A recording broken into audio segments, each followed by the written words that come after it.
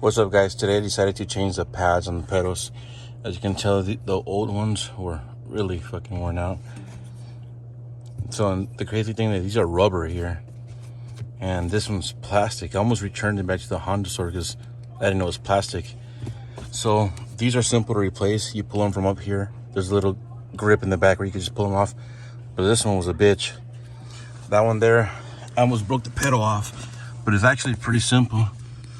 So the fat part here goes in the bottom, and what you do is you slide it in from the bottom right here. So try to do it with one hand.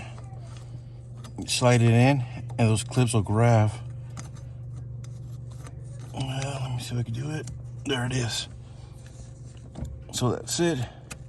Then just make sure before it goes all the way to the top, that this bottom part, push it in, and then that's it, is on. But I mean, it's just a nice struggle. It's so much to try to take that bad boy off.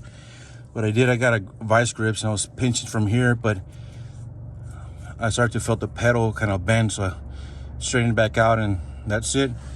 So just take it off, snap it from down up here, slide it down, and then just slide it back in.